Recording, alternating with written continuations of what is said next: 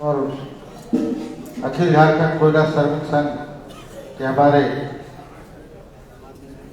महासचिव सतीश सिन्हा जी, अखिल झारखंड श्रमिक संघ के महासचिव डीके राय जी, मंच पर उपस्थित तिवारी महतो जी, नीरू शास्त्री भगत जी, देवशरण भगत जी और तमाम मंच पर बैठे सभी सम्मानित हमारे पार्टी के और श्रमिक संघ के सभी पदाधिकारी, साथ में पूरे कोयलांचल से और असंगठित मजदूर और पूरे राज्य से आए हुए सभी हमारे पदाधिकारी, आज यह महाधिवेशन करने का मकसद भी है कि यहाँ के मजदूर को, झारखंड के मजदूर जो हमारे अस्थाई मजदूर हैं और जो अस्थाई मजदूर हैं, असंगठित मजदूर हैं, उनको उनका हक दिलाना और उनको उनके साथ जो उसका शोषण किया जाता है उसको रोकना और उनके अधिकार को दिलाना मुख्य मकसद है। लेकिन झारखंड ऐसे राज्य में कई प्रकार के श्रमिक हमारे पास हैं। बहुत से श्रमिक जो आज काम के अभाव में, राज्य में काम नहीं मिलने के अभाव में भी हमारे श्रमिक पलायन करते हैं, चाहे भट्ठे के मजदूर हो या खेतीहर मजदूर हो या हमारे पास जो स्किल्ड मजदूर हो, अनस्किल्ड मजदूर हो, कई तरह के चीज है जो आज हमारे लिए, खास करके झारखंड के लिए, जो अभी परसेंटेज के माध्यम से भी बताया गया कि झारखंड में सबसे ज्यादा मजदूर के साथ और यहाँ के मजदूरों के साथ शोषण होता है। खास करके हमारे दैनिक मजदूरी जो ठीक है, जो अभी कहा भी गया कि भाई सबसे ज्यादा अभी कोयलांचल क्षेत्र में भी जो हमारे अस्थाई मजदूर हैं, जो विस्थापित मजदूर है या टेक्निकल मजदूर है, जिनको नौकरी मिली है, और अभी के समय में अभी जो नया सिस्टम जो चला है आउटसोर्सिंग के माध्यम से निजी कंपनियों को उत्खनन का भी काम दिया जा रहा है। और जो जितने एम्प्लॉयमेंट हमारे आज से 15 साल पहले, 25 साल पहले लाखों की तादाद में मजदूर थे, आज धीरे धीरे घटते घटते उनकी संख्या आधी से भी कम हो चुकी है। रिटायर होते जा रहे हैं, बहाली नहीं हो रही है, बल्कि उसके जगहों पर ठेकेदारी सिस्टम में कम पैसे में 10,000, 12,000, 15,000 में मजदूरों को खटाया जा रहा है। अभी की वर्तमान स्थिति में ये, उसके साथ साथ हम लोग यही इस बात को समझते हैं कि राज्य सरकार भी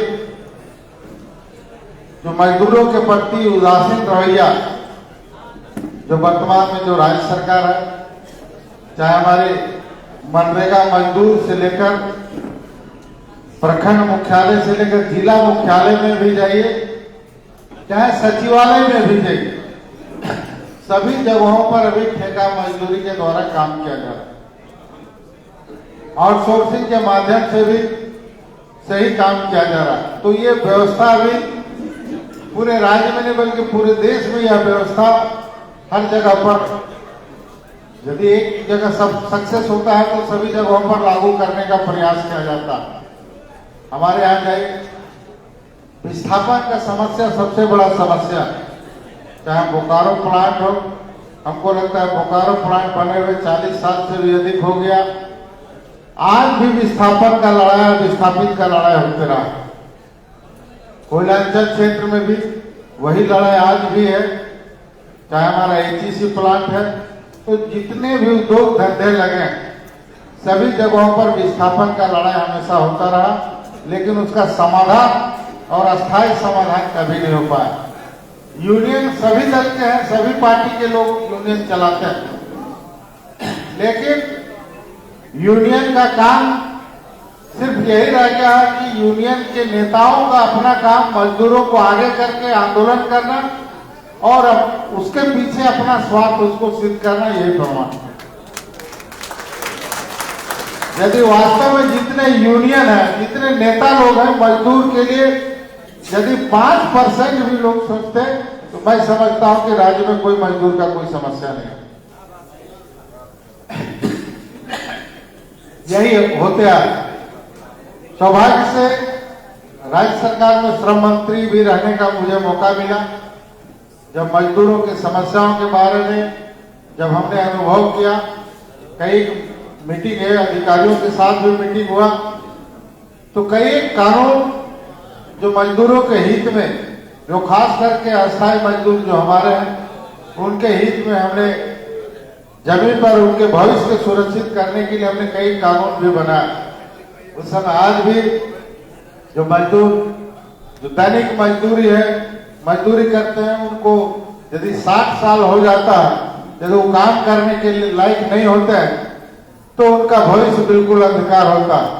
क्योंकि रोज कमाने खाने वाले लोग यदि रिटायरमेंट के बाद उनका कोई भविष्य नहीं रहे, तो निश्चित तौर पर उनको तुरंत उनको मरना पड़ता है, या उनके बाल बच्चे उनको नहीं सहयोग कर पाते हैं, या उनको कोई पेंशन नहीं मिल पाता है, जिसके चलते उनको जीने का जो आधार है, जो आर्थिक स्थिति है, बिल्कुल खराब हो जाती है। तो उसके लिए भी हम लोगों ने कानून बनाया कि भाई आप रजिस्ट्रेशन जरूर कराएं।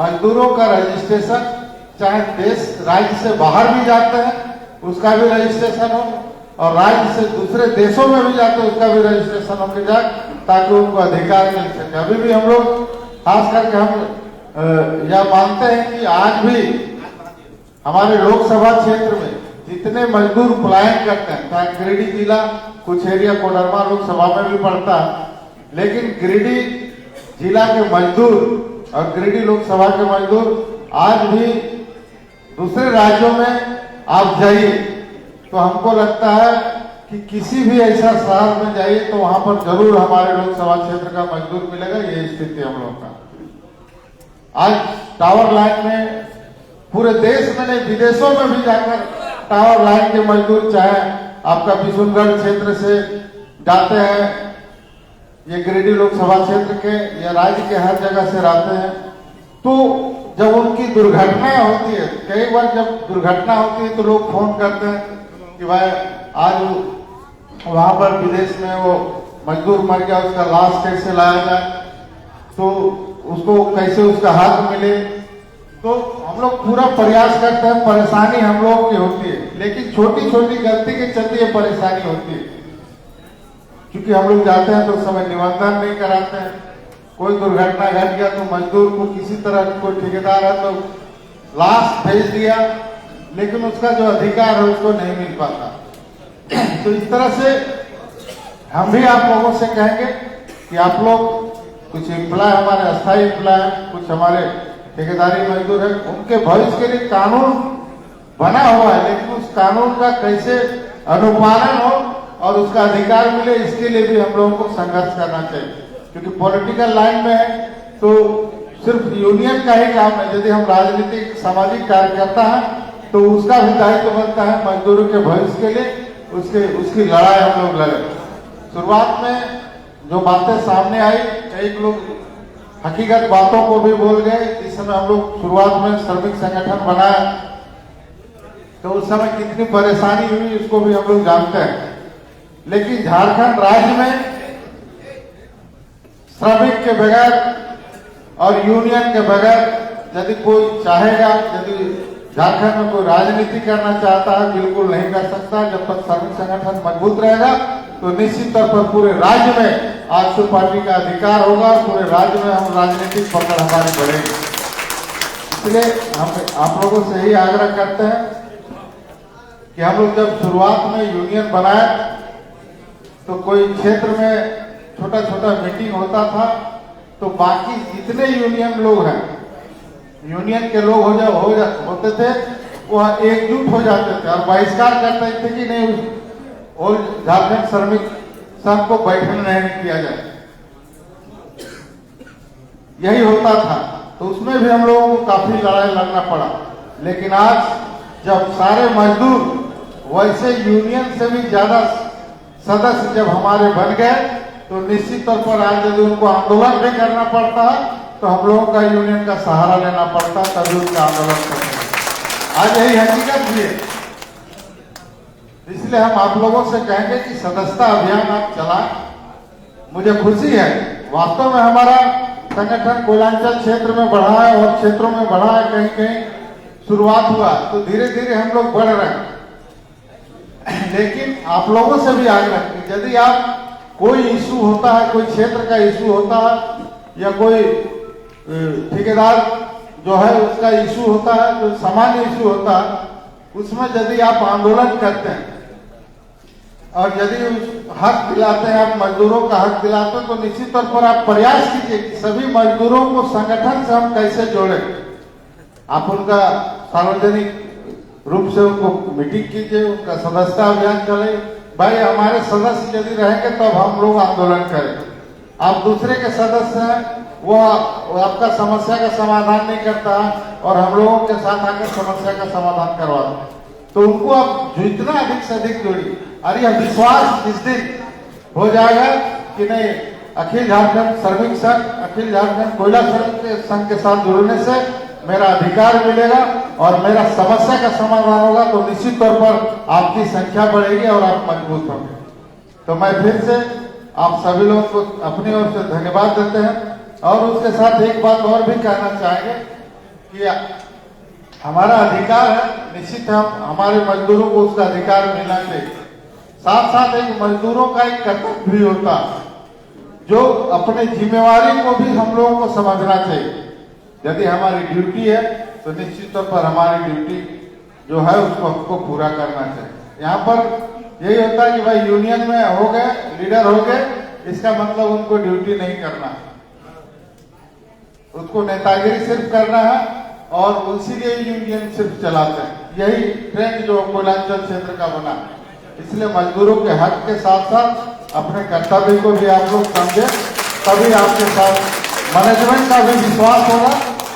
और सही काम में मैनेजमेंट को भी आप सहयोग कीजिए। सही काम है, निश्चित तौर पर मैनेजमेंट का उत्खनन होगा, इनकम होगा, तभी हम उसको कहेंगे भाई मजदूरों को सुविधा दीजिए, विस्थापित लोगों को सुविधा दीजिए।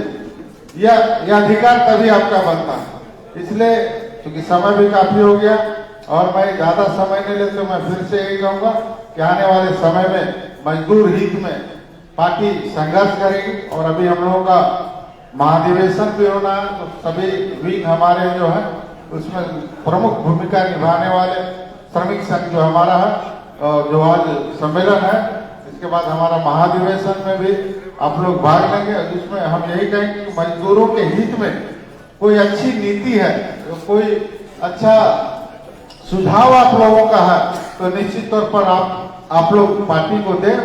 पार्टी आपके साथ हमेशा रहेगा और उस सुझाव के लिए हमेशा संघर्ष करेगा। और जब भी पार्टी को सरकार में या हम लोगों को नेतृत्व करने का अवसर मिलेगा, तो सबसे पहला प्राथमिकता मजदूर के हित में वैसे कानून को हम लोग लागू करने का प्रयास करेंगे।